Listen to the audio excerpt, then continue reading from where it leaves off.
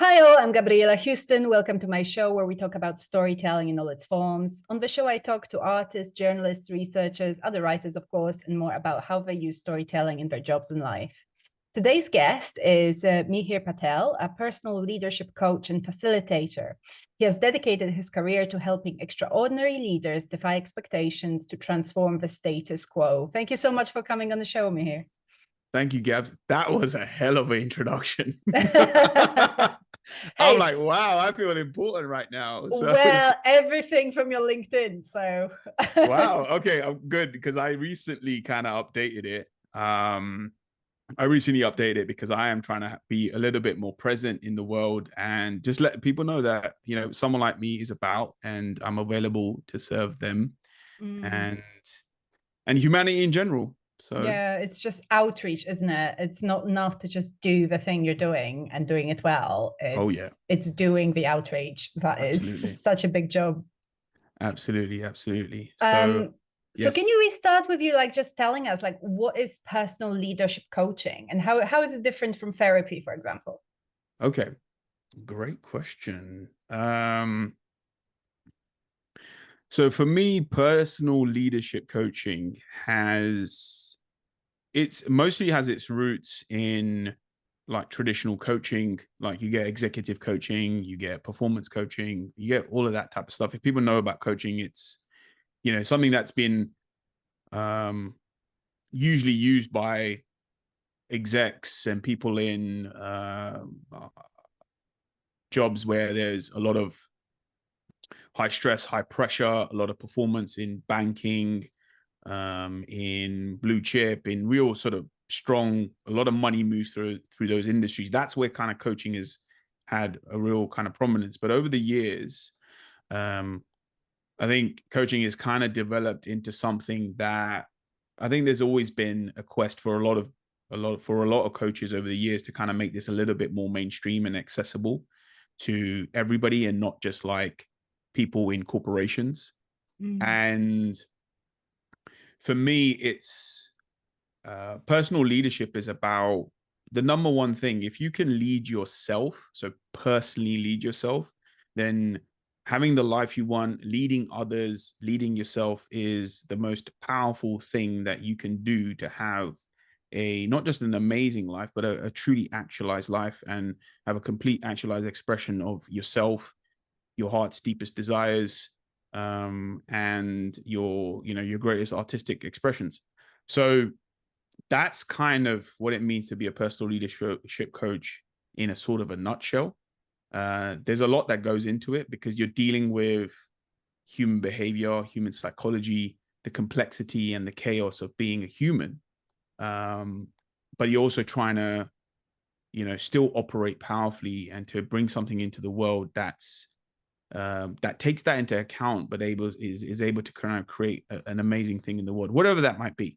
Mm. So, and how it differs from therapy, I think a lot of people might give this. Everyone has their own sort of definition around this. Part of my work does have a little bit of it. I wouldn't call it therapy. I find my work can be therapeutic to my clients. There is an experience of having therapeutic, being fully seen, being heard, being understood. And I think therapy really is a great way to kind of have that experience. And I think therapy does a good job of kind of making the person receiving therapy understand themselves a little bit better, understanding their idiosyncrasies and just why they do what they do based on their dysfunction, like why are they just fucking their life up. I need to know why that is, and that's usually how I found um where therapy does a really great job, like undoing a lot of stuff they have around guilt and shame and undoing the hold that it has over a human being. Now, I have the honor of actually helping people with that part as well, but I just don't call it therapy. So part of my work is highly therapeutic. I wouldn't call it therapy because I'm sure that's going to maybe upset a lot of therapists. Um, but I think they're very complementary. And one of the definitions I've also heard around therapy is that therapy kind of investigates more of your past and the mechanics of your past and why you form the narratives that you have inside inside your head and the psychology of your life and the myth of your life. But coaching allows you to build new myths, new stories, new narratives, that are not based from the past, but actually is informed by a new future, a visionary future that's actually born from your heart, your deepest desires, your deepest truths. So one is investigating the past, and one, coaching is essentially building a future that's in alignment with your highest values and your deepest expressions.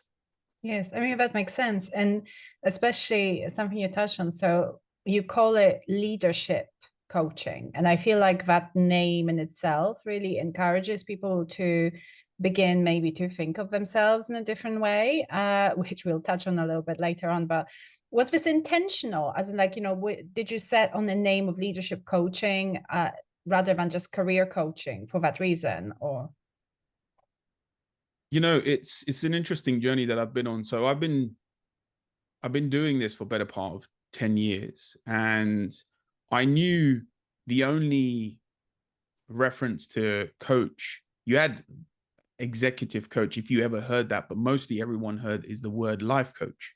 Now, life coach it's a very broad term. And what a life coach helps people with, yes, it helps them with their life, but life is it's a big thing for a human being. Life is all encompassing. So it never really sat well for me to call myself a life coach. And I also felt that, people kind of, scoffed at the idea of people being life coaches, because like, how are you going to be a life coach when you're like 20 something, 30 something? And what are you going to tell me about life? And what credentials do you have? So, I always felt that it got a bad rap, because, the industry isn't really, it's not regulated in any way. Like, therapy is regulated by, the medical institutes that we have. But the coaching is, it's a bit of a wild west. There's a high bar for excellence, but there's a very low bar for entry. So anyone can claim themselves to be a coach. So over the years, I found systems and methodologies. Some of the work that the most, I became an apprentice of my mentor, a gentleman named Mark DeFrancia. He owns a company called Creative Self Mastery, and he has a body of work and teachings that he kind of taught me, as I was one of his kind of first sort of students, one of the first clients he had that wanted to be a coach. And he kind of taught me everything around what it meant to lead a very self-mastered life, to be a leader of my own life. And he didn't start off like it being about leadership, but the essence of leading oneself was always prominent in the stewardship that I received. And same thing, what does it mean in terms of like, when you say being a leader of your own life? Do you mean as in just being proactive as opposed to reactive, or? Yes. What does? Yeah, absolutely. So I think a lot of human experience, especially my own, like I thought I was at the whim and mercy of circumstance, and I have very little agency around how life is supposed to be. That's kind of how I felt growing up, coupled with, feeling a deep sense of insecurity and a lot of self-doubt. And I was always, I never felt, bless my parents, I think they did the best job that they could, but I didn't feel their leadership as parents. Like they were too busy trying to just get by and survive in life. So their version of leadership was just like to be able to just make sure I had food and I had shelter and I had warmth, and it was very sort of basic. But in terms of actually feeling, it's very hard to do anything else unless you have those needs satisfied first. Absolutely, absolutely. And that kind of became kind of an orientation for my life, where I was just either at survival or living just above survival, especially very emotionally speaking. Like from a human standpoint, I never felt we were below the poverty line in any shape or form. But from an actualization perspective, I felt hugely unexpressed. I felt that the stories and the assumptions I made up growing up based on how I was raised, that my voice didn't matter, my perspective didn't matter, my contributions didn't matter, and whatever the adult says goes. You can't question it because they're not going to explain to you why. They can't give you a reason why they're doing what they're doing or why they're telling you to do something. So for me, I was like, well, if I feel in my body, like emotionally, like this doesn't feel congruent for me based on my own awareness, but then it's not, rather than it being encouraged and cultivated, it's actually either repressed, suppressed, stamped down, or shunned. Then you're like, okay, so what is the truth here? What is supposed to happen? So where, say, someone that was brought up in a really healthy environment where they were encouraged in a way that, they're, as a child, yes, we don't know what the fuck we're doing sometimes. We genuinely don't. Like, we're actually learning, and now it's our parents' responsibility to kind of teach us the ways of how to, not just how to be in the world, but also how to emotionally regulate ourselves as well. But I kind of never had either, because my mom and dad just weren't as present as they could be, because they were really trying to make a life to survive, really. So they weren't able to give me the encouragement. So maybe it's just modeling as well. Like, so because they were so busy providing and surviving, they couldn't model to you something beyond that because they did not have a luxury of experiencing it themselves. And pretty much. Absolutely. So, originally I was very resentful of that, for a long time. But being on this journey of leading myself, I kind of realized my parents did an amazing job of doing the best they could. They did an amazing job. They instilled some amazing values in me.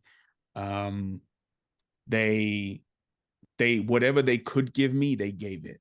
That's really kind of where I ended up. Like, yes, I didn't get the emotional support. I didn't get maybe some of the financial support that I truly wanted, like, say, if I'm comparing myself to my friends, all of that. But after I kind of got over myself and rather identifying as a victim to my parents' parenting, I kind of realized, holy shit, they've done a pretty amazing job. And now that I've actually learned to self-regulate emotionally, to lead myself through the unknown that is my own life and the artistic expression that is my own life, I realize actually there's a lot that I can do for myself now.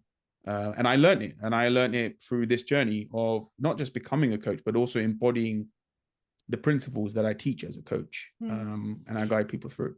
Yeah, when you're talking about sort of artistic expression of life, in a way, and it sort of brings us back to storytelling, because I feel it's everybody has, over the course of their lives, built some kind of internal narrative about who they are, what they're about, what they're capable of. And I think that it can bring great empowerment, but great limitations as well. Like what you were saying about feeling like you had no agency in your own life and that things were just happening to you. I think if we built this narrative in our head that we are limited by our external circumstance and the people that we grew up with, that can be very limiting. But unwrapping it must be very difficult because it's so crucial and so core to our sense of self. How do you sort of approach that? And because I imagine people can be very sensitive about that, very touchy about it, because it feels so integral to them. Yeah, I think, not to sound full of myself, but I always had, I recollect memories from like childhood, at school, and then throughout, through primary school all the way to high school, then like college and stuff. And a lot of the relationships I had, the friendships that I had, people would tell me things that I know that they weren't telling anyone else. So, and I don't know, initially, I didn't know why that was. I just thought, okay, I just happened to be at this place at this time, so they happened to tell me. But I kind of realized, as things kind of people reflected back to me, they kind of felt they felt very safe in conversation with me. They just energetically, emotionally, they felt very safe having a conversation with me about things that were very close to their heart. So it is a little bit of having a little bit of, you know, embodying that one of the most biggest human needs is to feel seen, heard, and understood. And another way of saying that is to feel, you know, truly safe in the presence of someone else, especially if they're feeling incredibly vulnerable about the thing that they're sharing. So I'm not, you know, it's part natural sort of latent ability that I've kind of naturally had. And maybe that was born out of just survival. I'm like, okay, I don't know anything else, but I know how to, maybe I can relate with people. I can try that. I can give that a shot. Maybe I can be friendly with them and, you know, truly like, you know, make a connection. And then they end up telling me, you know, some really personal stuff. So it's a combination of that, but it's also a combination of knowing how to be really sort of sensitive and tactful. And that is a skill that I've cultivated through the years in having these really deeply sort of vulnerable, sensitive conversations. Like people have told me, you know, some really vulnerable things. I don't want to say dark because it's not dark. It just is. It's just very deeply personal to them. It's just for them, it may have been a great cloud that's kind of been over their heads for all their years.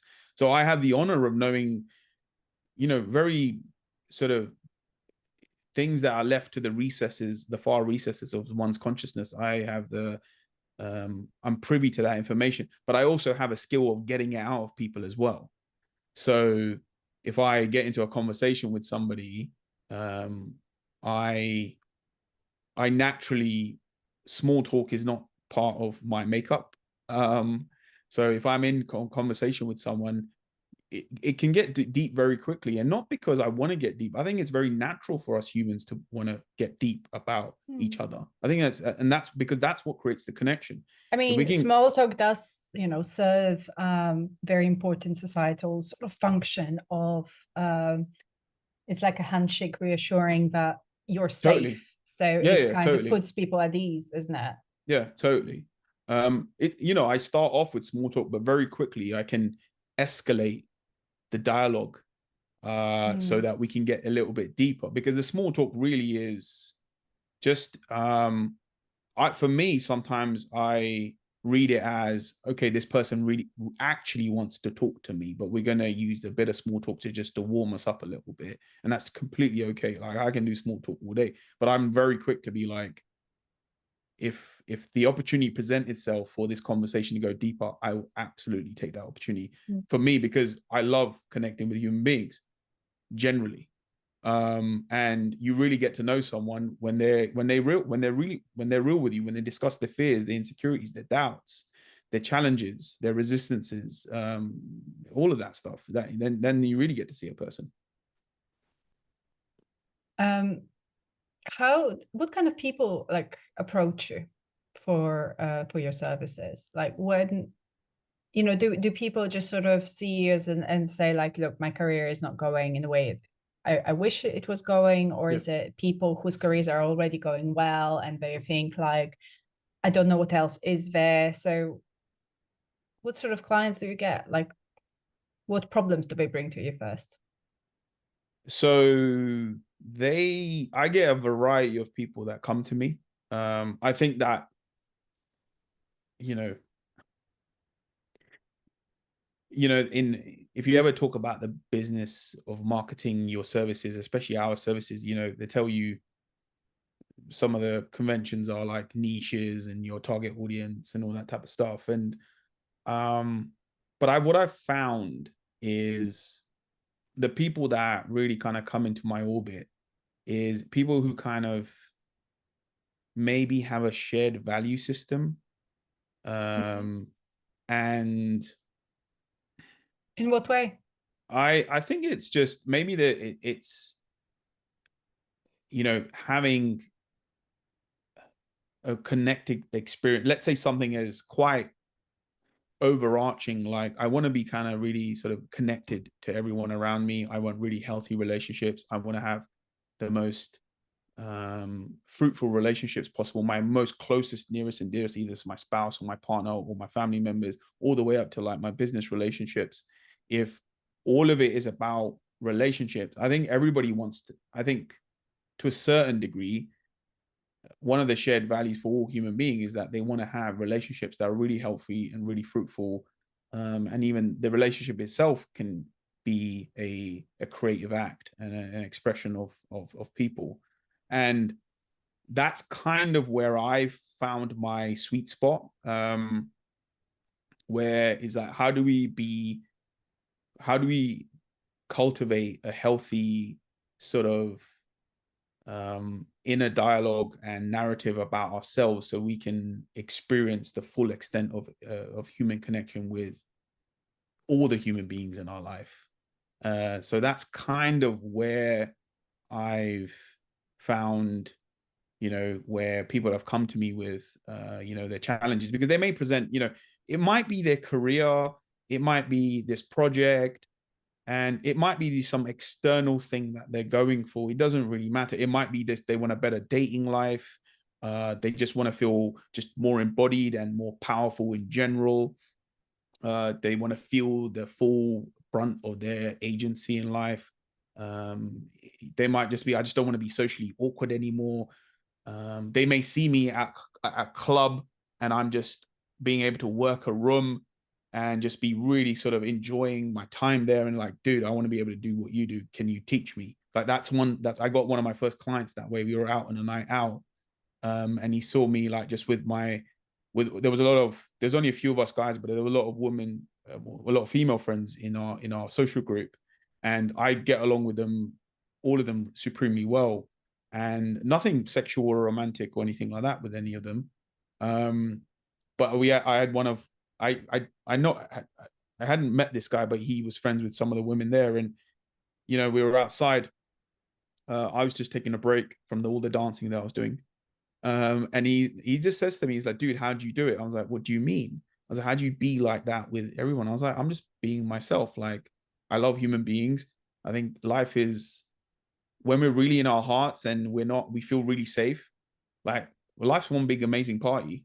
And I'm just trying to create little experiences of that universal party that everywhere I kind of go, if I can, whether it's between me and one other person or me and several other people. So, it's kind of that's how people approach me. Like, if I never met him there, I don't think we ever would have worked together.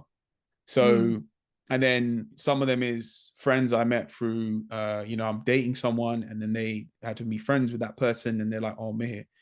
And then we just have to have we had very vulnerable and honest conversations. And I've been able to just pinpoint a few things and give them a different perspective. And it's kind of just, it's caught their attention and they're just like, oh, could you help me with this? Could you help me with, my relationships with men? If it's a woman who's kind of, struggle with that, or if it's a guy who's been historically really socially awkward. He's felt he has a lot of social anxiety and he's done a bit of therapy and all that type of stuff, but he's like, look, I really want to kind of elevate myself and really have even more profound and powerful experiences with people in general, not just socially, but even from an emotional standpoint, and feel a lot more connected with people.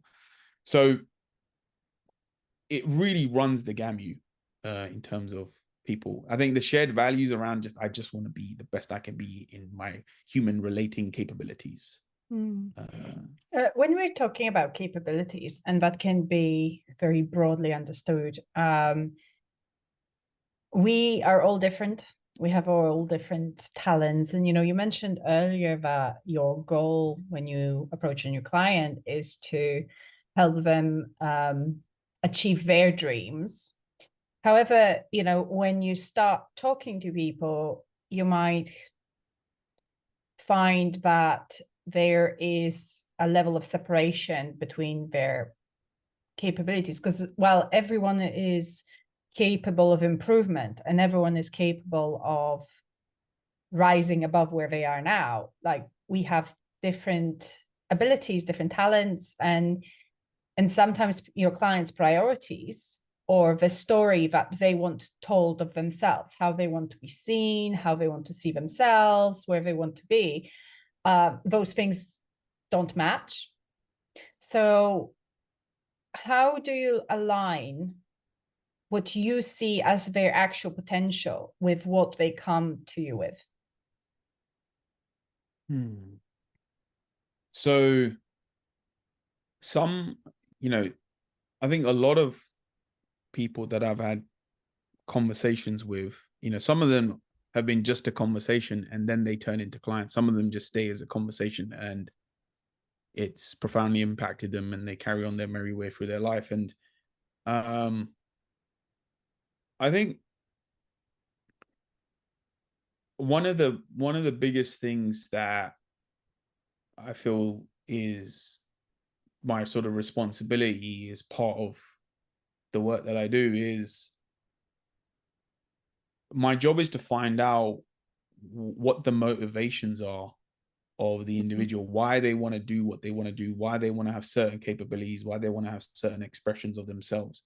Is it to prove something, to someone else or to a set of people, the court of public opinion, whether it's your parents, whether it's your seniors in your workplace, even your children. Like if you're trying to prove something to an external, someone you've appointed as an external authority, or whether it's actually truly born of of your heart. It's something that you want to bring into creation because you have the ability to express it, creating for the sake of creating.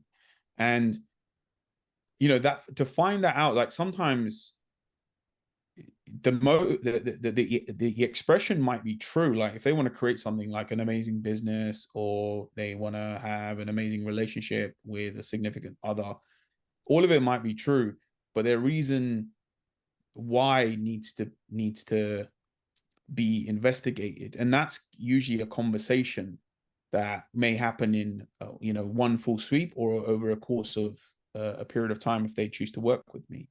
So it is it's something that I have to deep dive upon. Is like, okay, yes, you want to bring this into being, but the only way you're not going to bring it into being is if you're doing it from a place of you're trying to prove yourself, or you feel you're incomplete some way, so you need to express this to demonstrate your completeness.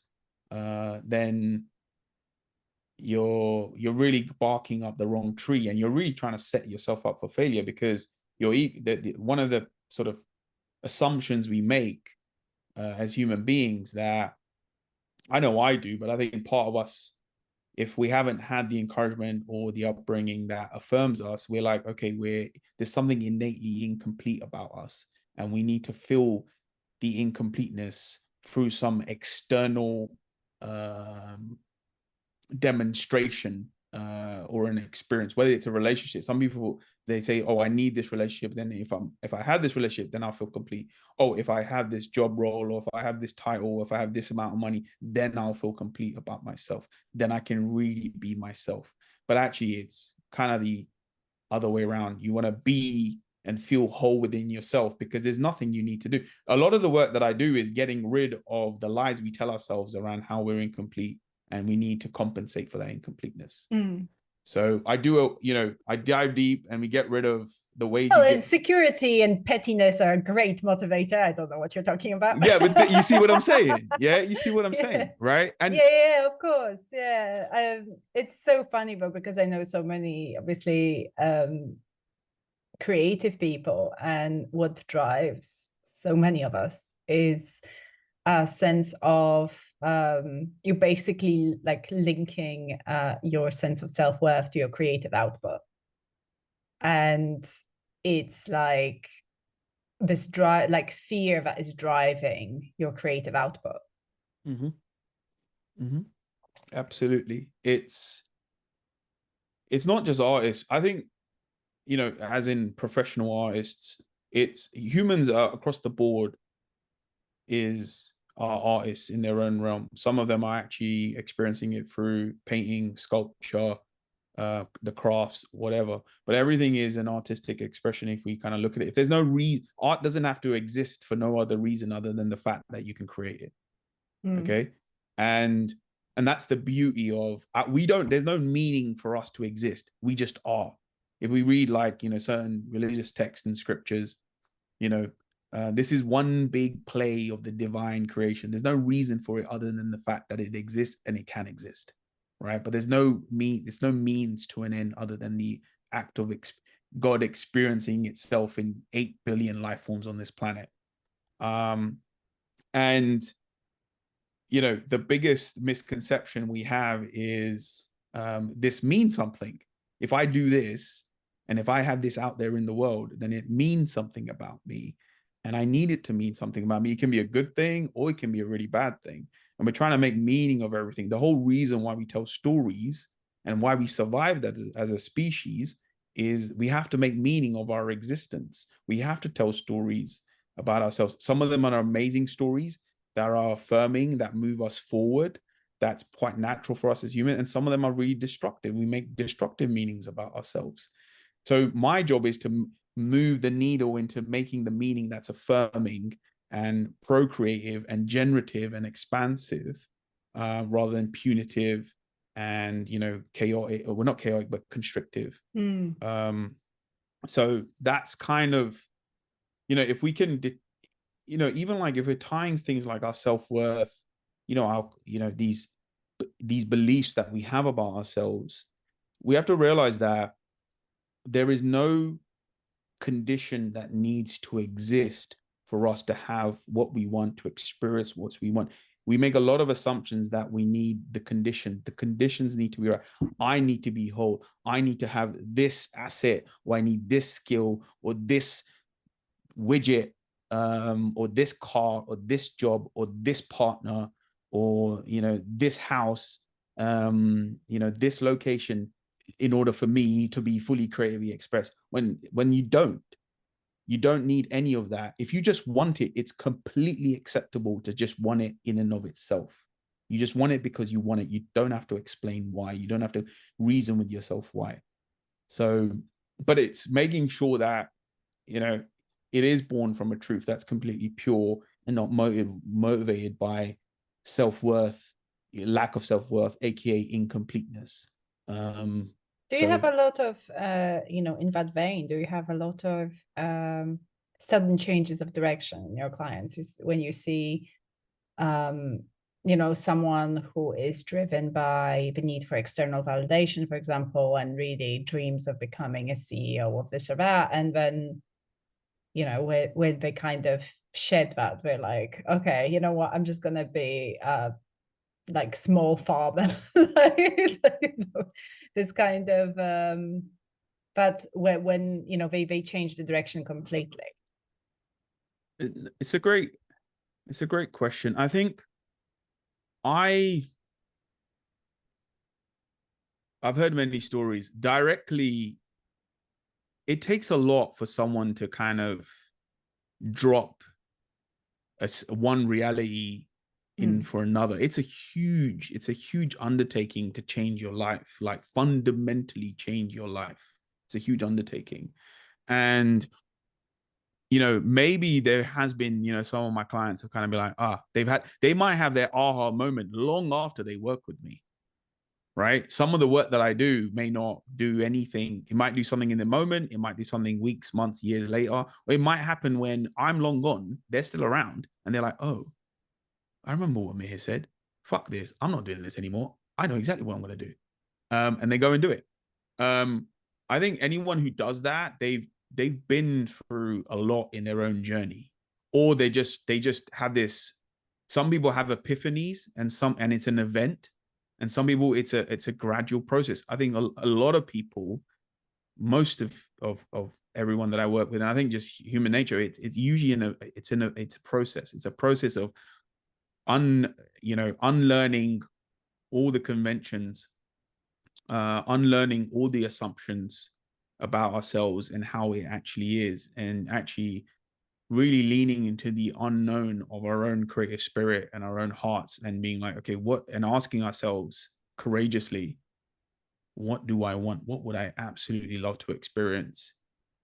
And it's okay if I die creating that. I just want it. It's just, and then but it's not a one-off question. You have to keep asking that. And that's kind of part of why people work with me. So I can keep asking them, okay, is this true? Is this true for you? Is this contributing to your definition of success? right? Not some ideal that's baked on LinkedIn or in a magazine or in a book or whatever, but if you are the creator of your life, because if you are the artist of your life, then what art do you want to create, and what would you call successful to yourself? How do you want to define that? And I'm going to tell you, and I'm going to invite you to do not play small under any circumstances. It's my job to make sure that you're playing full out as much as you can. I think it's sometimes very much easier to identify what you don't want in a moment when you're faced with it, right? Like, Yeah, I was going 100%. to do a PhD and I backed out. Like, literally, I was pre-approved for a PhD, and I was like, actually, I don't think I want it. Like, why am I doing it? Like, Yeah. for whom am I doing it? Yeah. And I kind of backed out. But those things can only become apparent in a moment, for example. But I think that's the difference between reactive and proactive. It's much harder to identify the things that you do want for yourself, or envisioning a particular kind of future. So that kind of takes me to the next question, because, you know, especially when we see on like social media, I mentioned like LinkedIn or, you know, Instagram, and we see people sort of the end of a long journey. So we see them already in the place that we can see ourselves, like, I think I would really thrive in that. And so I imagine you will have a lot of people, especially because, you know, your title is like leadership coach, right? So like people will come to you saying, you know, I'm at A, can you take me straight to Z? And like, how do you untangle this? Because people are so impatient. Like, how do you show them the rest of the alphabet? Okay. So yes, we are impatient. I think, you know, one of the things is, you know, the crazy thing about creating our life, it kind of happens. We think we need to force it. We need to, there's the assumption is made that there's a lot of things that we need to do. And because we live in a world where we can instantly gratify ourselves through the access, through a lot of convenience, whether it's information, whether it's media, whether it's food, whether it's any type, you know, we live in a consumerist world. So we want it now. We wanted it yesterday. It's a And very shallow form of gratification, though. You it can't is get an instant relationship. Exactly. But you know, and if you've just, and I think a lot of I think a lot of people do have a lot of natural self-awareness. Like, look, we've been around for millennia. Like, we're doing something right. We're getting a lot more right than we're getting wrong, I believe. Like, I'm very affirmative of the human and the human spirit. But we've just, you know, I think there's a lot of I think there is a little bit of brainwashing going on with mass media and consumerism, that we need something outside of us straight away. And rather than tapping into our own awareness, our own innate sort of wisdom, our intuition, we're not taught to cultivate that. And if we're not taught to cultivate that, we rely on instantly gratifying our you know, our psychological tension, our, you know, on when we feel unstable emotionally, we're like, I need to do something about this. And then, you know, rather than actually having a much more wider perspective around our life, we're like, I need to solve this problem because that's what's in front of me.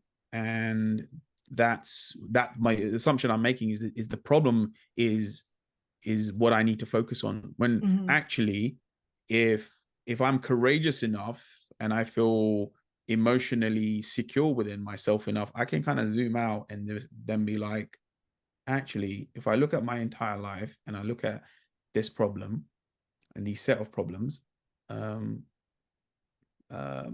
then I can evaluate, actually, is it an actual problem, or should I carry on focusing, creating, you know, bringing my being into the world and putting my artistic expression out there. But if you have things like social media and everyone's telling you, you know, showing you the the crescendo of all their toil, and you're like, oh, they just got it yesterday.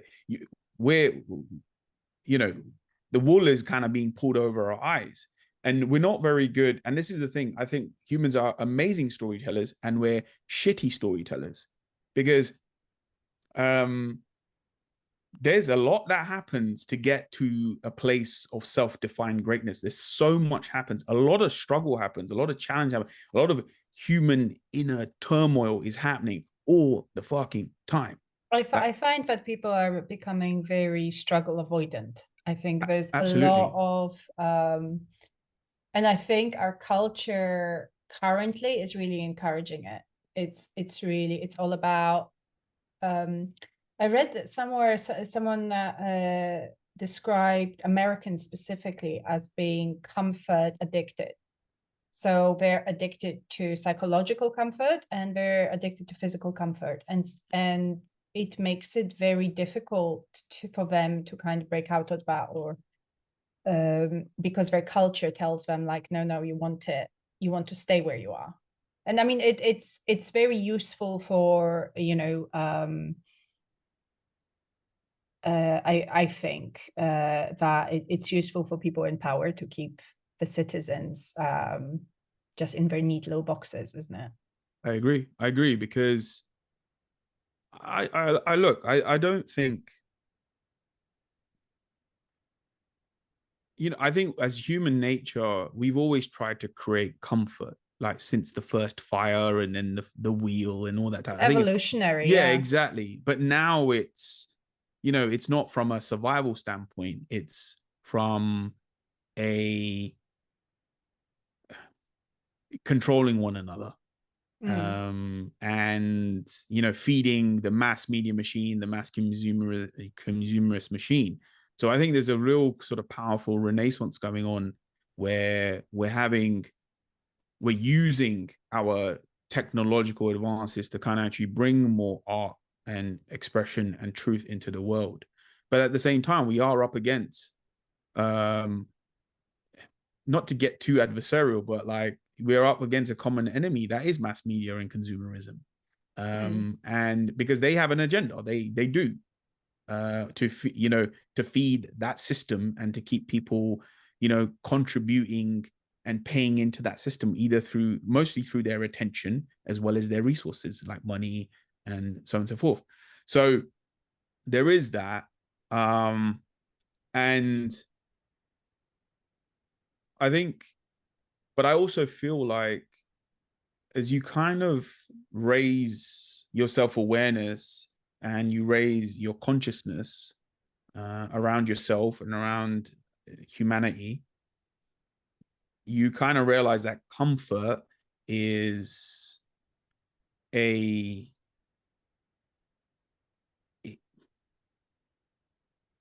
actually, we want to feel comfort in a very particular way. And I think we externalize our comfort needs, where some of the work that I've done for myself is I actually don't want to be I don't want to be comforted by something outside of me. One of my biggest,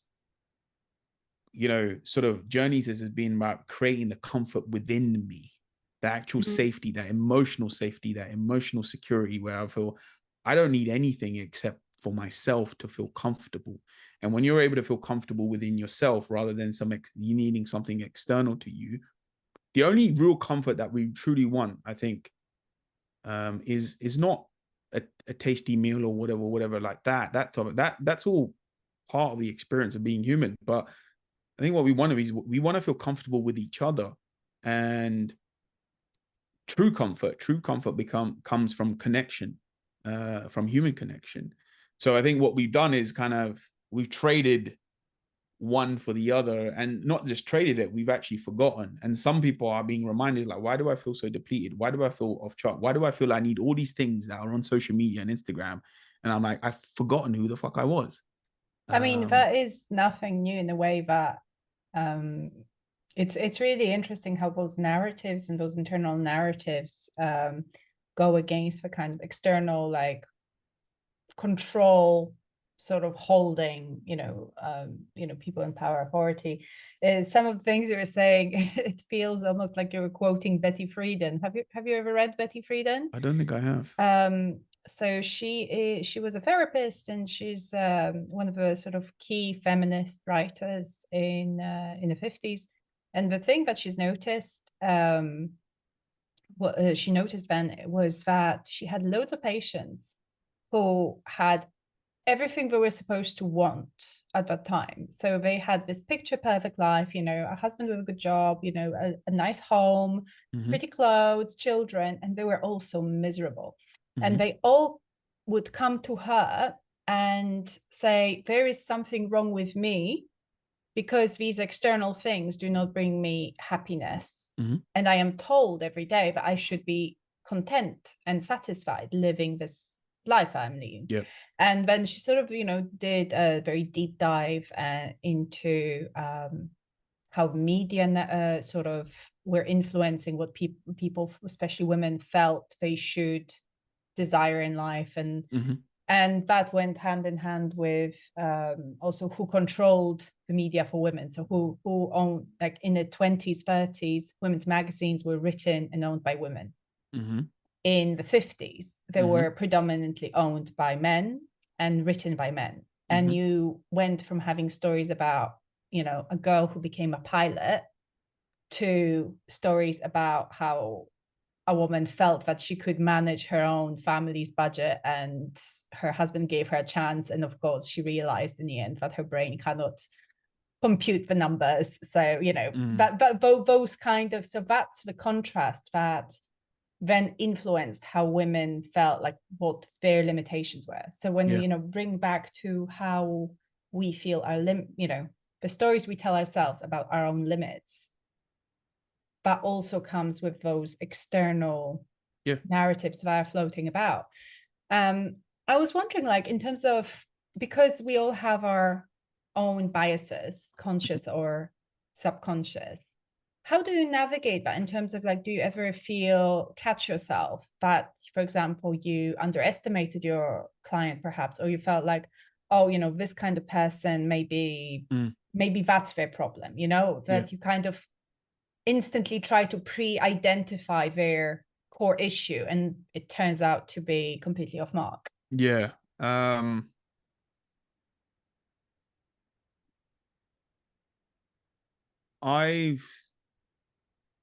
Because I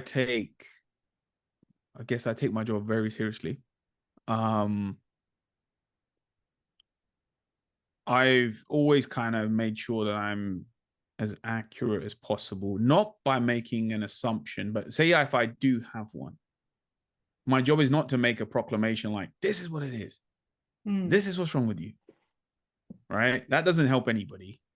My job is to ask questions to see if my assumption, my hypothesis is correct. I think human beings are telling each other all the time, not through maybe speech, but just energetically and, just vibes. They're just telling each other where they're really at. And, there's a select few people who practice it in the way I do it. And they're like, no, okay, something is not quite congruent with that person. And, I make an attempt to kind of ask pertinent questions.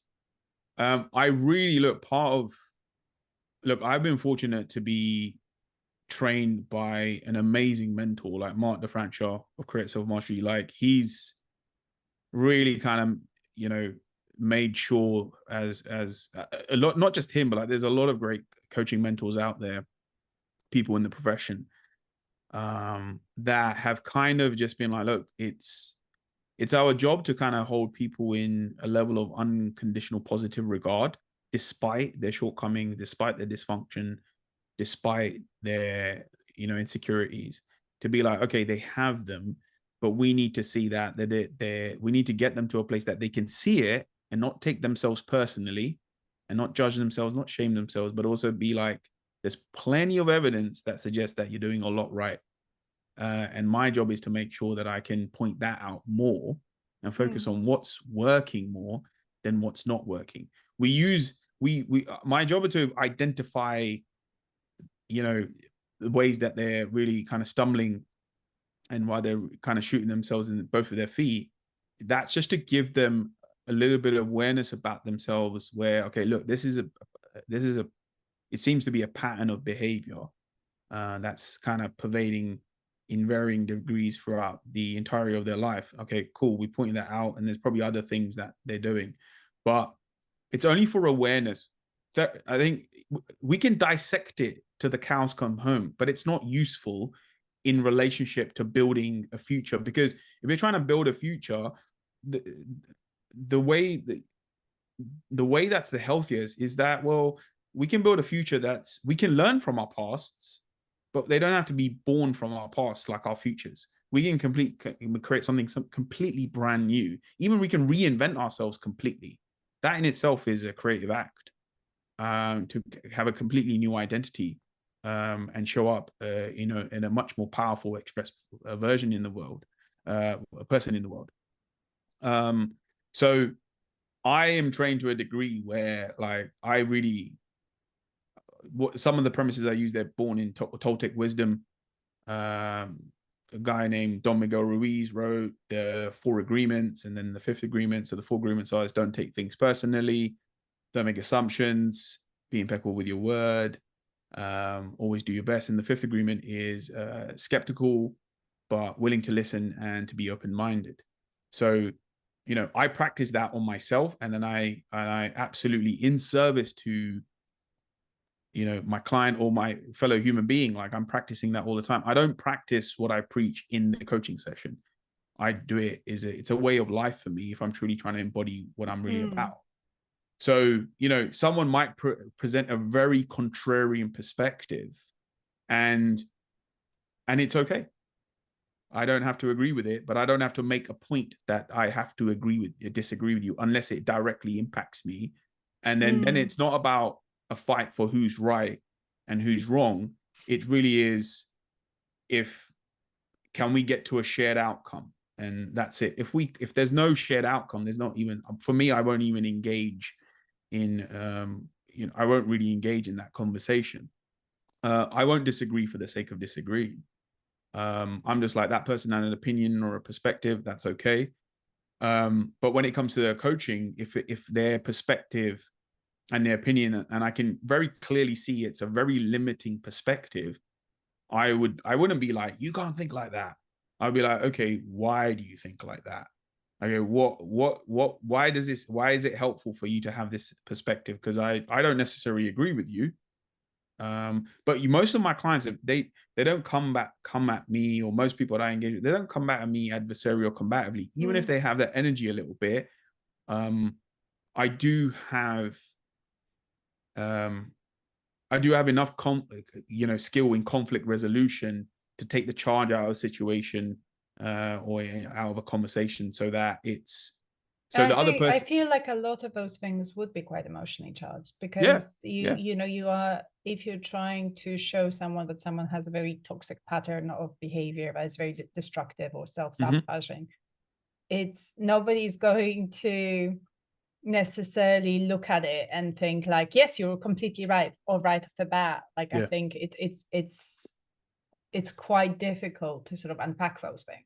No, definitely. I look, so I do start off, I am gentle as possible. Like, I'm gentle and open.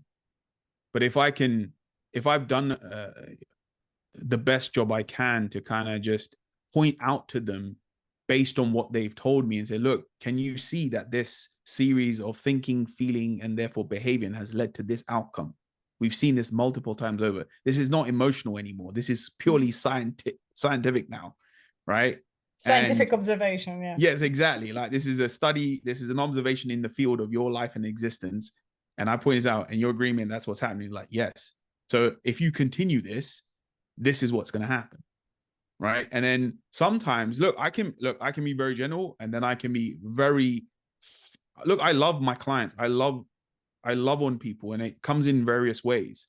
I'm fiercely loving in my leadership, and I'll be like, if you don't change, you will fuck your life up. You'll continue to fuck your life up. Sometimes I've had to lay the law down that sometimes with some clients. Like, I have to. because Yeah. their ego is resisting, you know, their full potential. Like our dukes are up, because if I change his behavior, I'm not going to know who I am anymore. And even though that's a good thing for me, the old me who's really self-destructive is really familiar. It's really, what is familiar equates to certainty. What equates to certainty is safety. So I'm like, I'm going to keep doing that. And I'm like, I get it, but you know that if you keep continuing, nothing's going to change. And you came to me because you wanted change. So that is an inescapable argument, yes. I think. So thank you so much for coming. Just before we go, you've been doing some interesting sort of podcast work. Would you like to talk a little bit about it?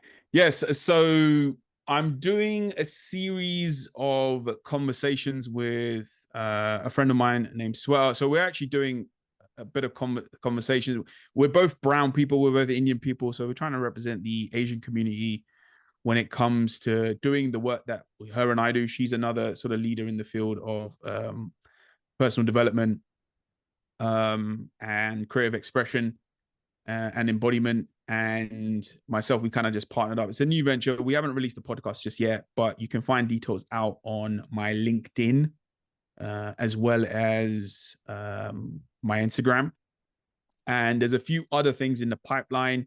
I'm also going to be, I'm starting my next cohort of group coaching class, group coaching pods. So look out for that. There's going to be a wait list for that. So if anyone's interested or curious about any of the work that I do, come hit me up on any of the major platforms. And I'll put up the links below the video as well. Yes, perfect. Thanks, Gabs. Thanks so much. Thank you for watching the video. Click like and subscribe if you would like more. It really helps the channel. Thank you and see you next week.